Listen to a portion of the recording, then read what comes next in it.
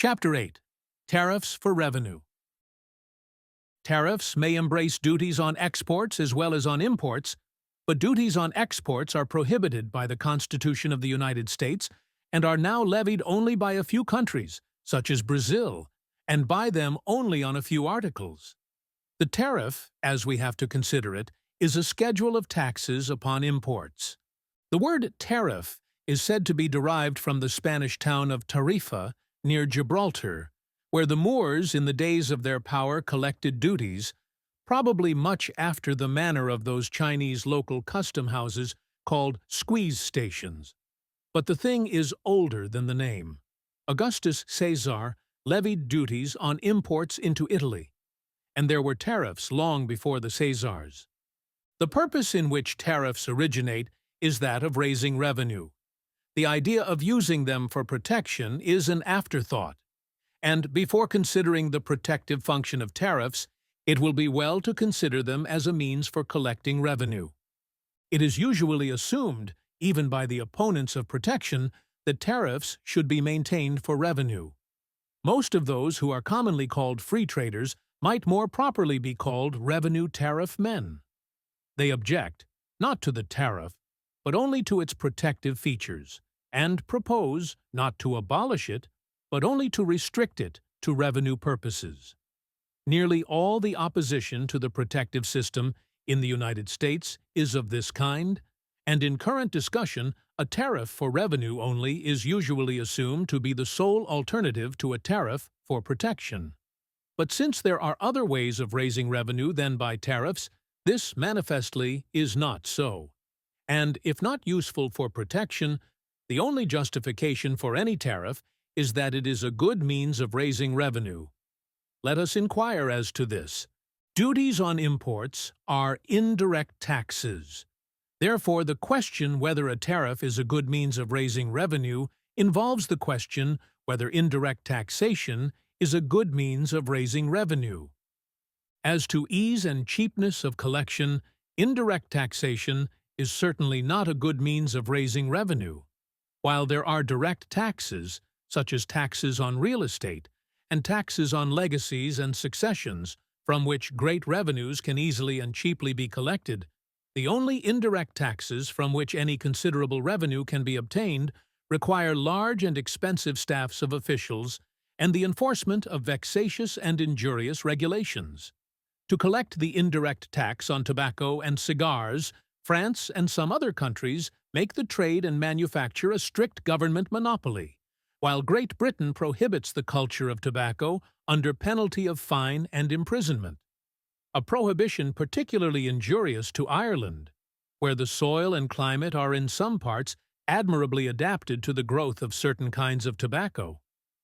In the United States, we maintain a costly inquisitorial system, which assumes to trace every pound of tobacco raised or imported, through all its stages of manufacture, and requires the most elaborate returns of private business to be made to government officials. To more easily collect an indirect tax upon salt, the government of British India cruelly prevents the making of salt in many places where the natives suffer from the want of it. While indirect taxes upon spirituous liquors, wherever resorted to, require the most elaborate system of prohibition, inspection, and espionage. So with the collection of indirect taxes upon imports. Land frontiers must be guarded, and sea-coasts watched. Imports must be forbidden except at certain places, and under regulations which are always vexatious and frequently entail wasteful delays and expenses. Consuls must be maintained all over the world, and no end of oaths required. Vessels must be watched from the time they enter harbor until the time they leave, and everything landed from them examined, down to the trunks and satchels, and sometimes the persons of passengers, while spies, informers, and bloodhounds must be encouraged.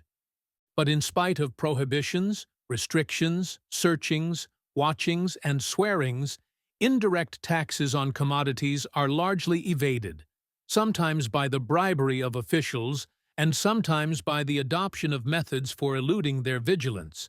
which, though costly in themselves, cost less than the taxes. All these costs, however, whether borne by the government or by the first payers or evaders of the taxes, together with the increased charges due to increased prices, finally fall on consumers, and thus this method of taxation is extremely wasteful, taking from the people much more than the government obtains. A still more important objection to indirect taxation is that when imposed on articles of general use, and it is only from such articles that large revenues can be had, it bears with far greater weight on the poor than on the rich. Since such taxation falls on people not according to what they have, but according to what they consume, it is heaviest on those whose consumption is largest in proportion to their means. As much sugar is needed to sweeten a cup of tea for a working girl as for the richest lady in the land, but the proportion of their means which a tax on sugar compels each to contribute to the government is in the case of the one much greater than in the case of the other. So it is with all taxes that increase the cost of articles of general consumption. They bear far more heavily on married men than on bachelors, on those who have children than on those who have none, on those barely able to support their families than on those whose incomes leave them a large surplus. If the millionaire chooses to live closely, he need pay no more of these indirect taxes than the mechanic. I have known at least 2 millionaires, possessed not of one, but of from 6 to 10 millions each, who paid little more of such taxes than ordinary day laborers. Even if cheaper articles were taxed at no higher rates than the more costly, such taxation would be grossly unjust. But in indirect taxation, there is always a tendency to impose heavier taxes on the cheaper articles used by all than on the more costly articles used only by the rich. This arises from the necessities of the case. Not only do the larger amounts of articles of common consumption afford a wider basis for large revenues than the smaller amounts of more costly articles, but taxes imposed on them cannot be so easily evaded. For instance, while articles in use by the poor as well as the rich are under our tariff taxed 50 and 100, and even 150%, the tax on diamonds is only 10%, and this comparative light tax is most difficult to enforce, owing to the high value of diamonds as compared with their bulk. Even where discrimination of this kind is not made in the imposition of indirect taxation, it arises in its collection. Specific taxes fall more heavily upon the cheaper than the coster grades of goods, while even in the case of ad valorem taxes, undervaluation and evasion are easier in regard to the more valuable grades. That indirect taxes thus bear far more heavily on the poor than on the rich is undoubtedly one of the reasons why they have so readily been adopted. The rich are ever the powerful, and under all forms of government have most influence in forming public opinion and framing laws, while the poor are ever the voiceless.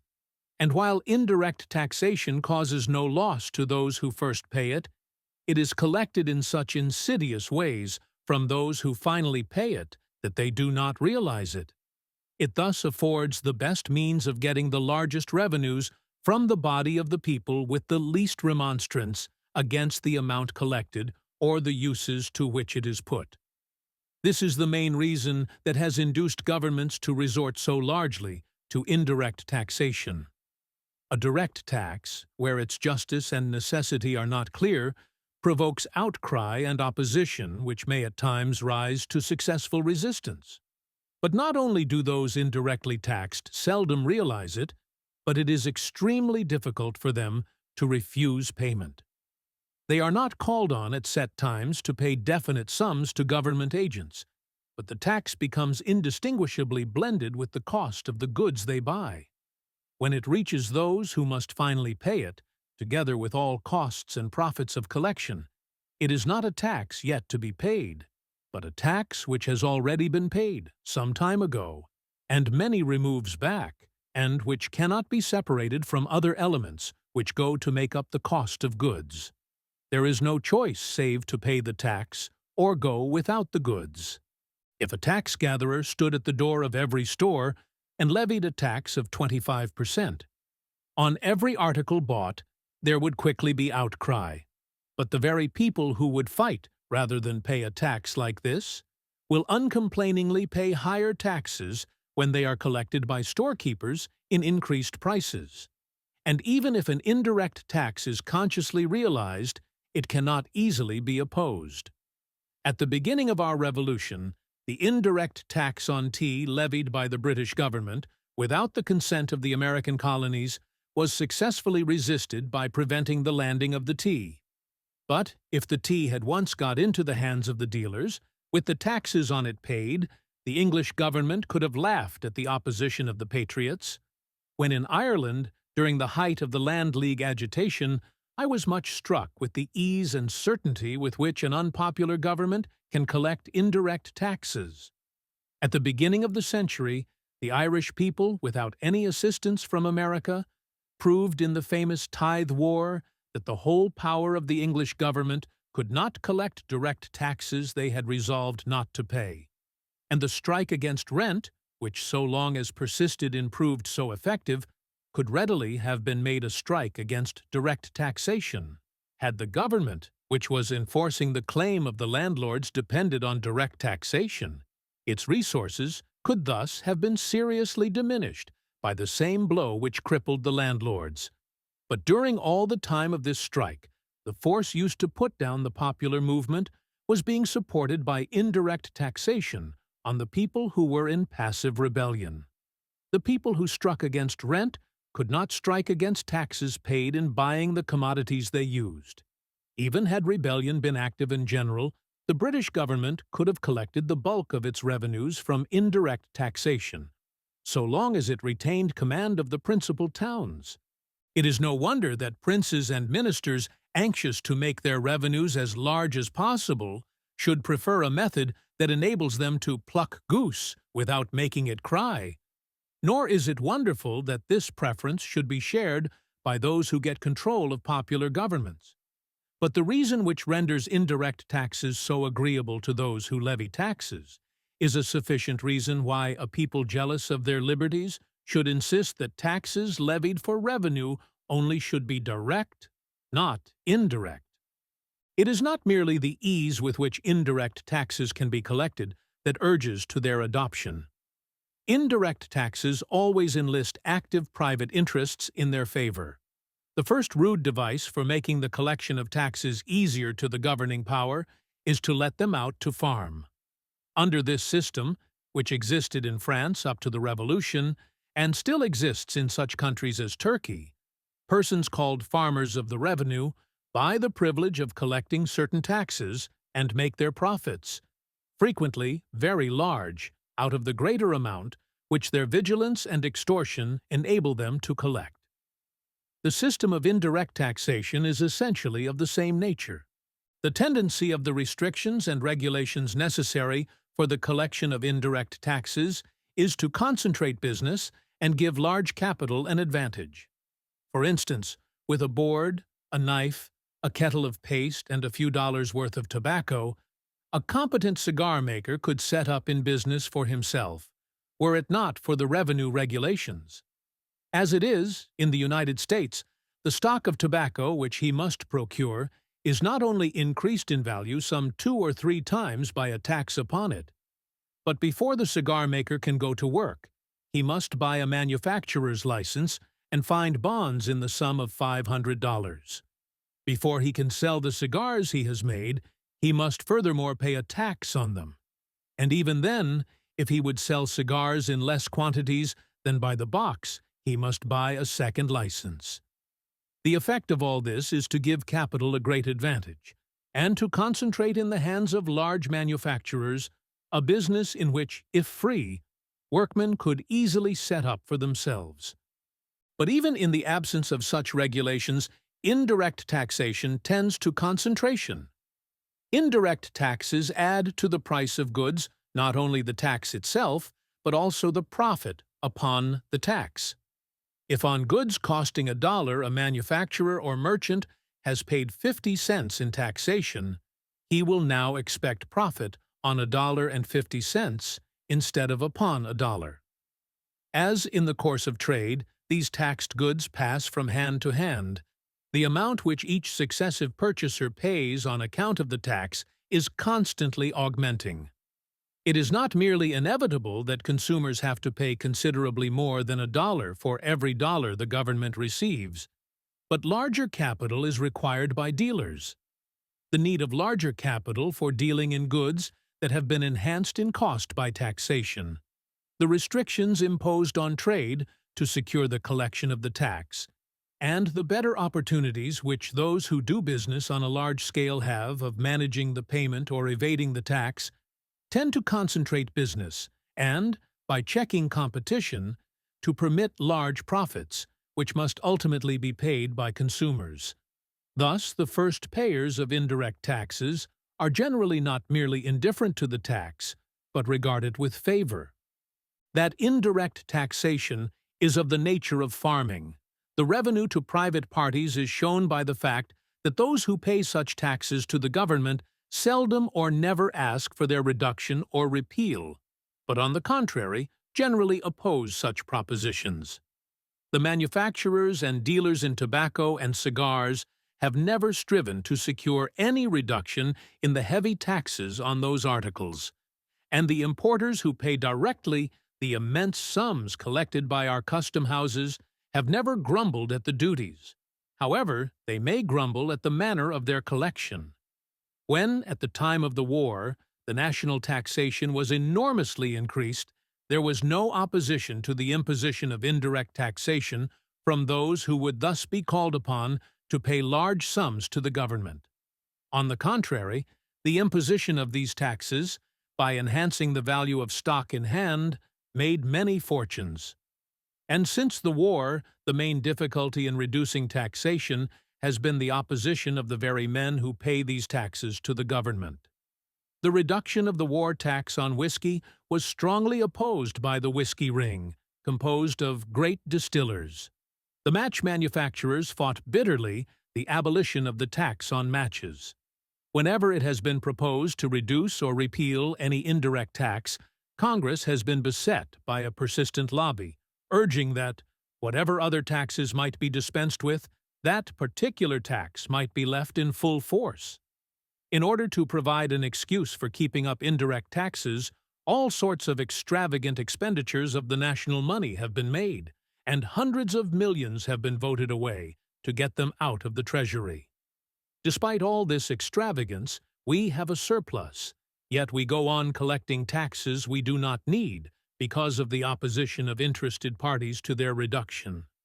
This opposition is of the same kind, and springs from the same motives as that which the farmers of the revenue under the old French system would have made to the abolition of a tax, which enabled them to extort 2 millions of francs from the French people for 1 million, which they paid to the government. Now, over and above the great loss to the people which indirect taxation thus imposes, the manner in which it gives individuals and corporations a direct and selfish interest in public affairs tends powerfully to the corruption of government. These moneyed interests enter into our politics as a potent, demoralizing force.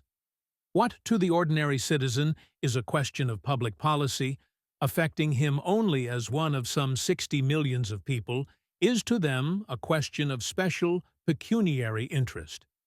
To this is largely due the state of things in which politics has become the trade of professional politicians, in which it is seldom that one who has not money to spend can, with any prospect of success, present himself for the suffrages of his fellow citizens, in which Congress is surrounded by lobbyists, clamorous for special interests, and questions of the utmost general importance are lost sight of in the struggle which goes on for the spoils of taxation. That under such a system of taxation our government is not far more corrupt than it is the strongest proof of the essential goodness of republican institutions.